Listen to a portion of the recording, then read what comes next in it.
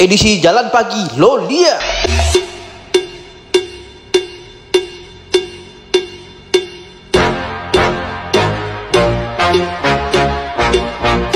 Basu Bali guys, lama kita indah ngonten kini kita mangonten Bali jalan pagi tentunya guys. Alah bersiap selalunya kan jalan oleh jalan yuk kita jalan ye. Awas pil sakit dulu sampai titik start kita. Ayo kita satukan tangan kita semua agar kita semakin kompak dan berbahagia. Ye, mari kita berjalan guys. Tentunya perjalanan kita melewati Kelo S lanjut ke arah Tanjung Sari. Jigi. Ayo semua berbaris foto-foto, tidak lupa di tinggi pendakiannya enak orang yo.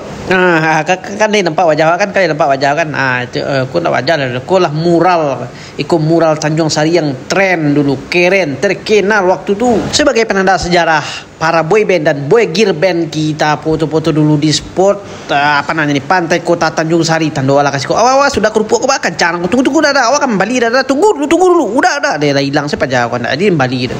Teman-teman kita menurun sekarang ya, jangan dipasang gasnya, rem aja rem mendadak. Ada sekolah sikit pindi om jangan ambil awak, om jangan kamera, om ikut masuk konten, om terkenal lo pindah di Malaysia pindah di galan pindah kawan-kawan pindah om tua.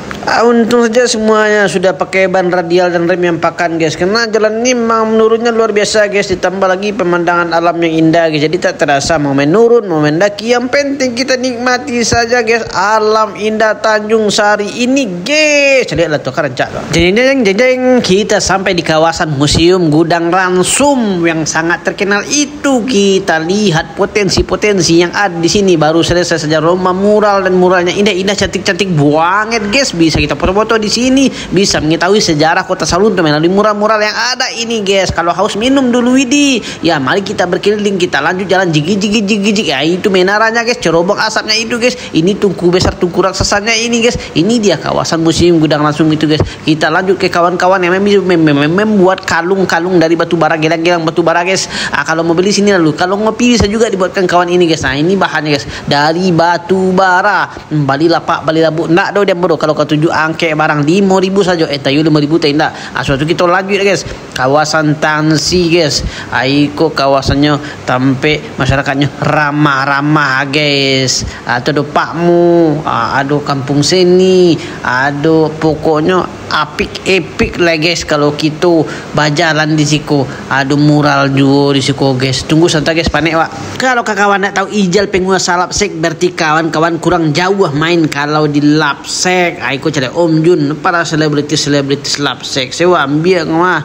Kita melanjut kawasan Kota Tua. Kulineran ada makan bakso, ada makan cindu, ada padeleis. Lain ndak apa begitu. Lain ndak merah. Aku kawasan Kota Tua nih guys. Pastilah sudah kan cerah indah, tapi gini ada kabut asap tuh balik. Uni jaguang uni jaguang bah. Galak si Sam. Aku Taman Kodok nama guys. Kita akan hampir sampai di kantor kembali guys. Begitulah explore kita hari ini guys.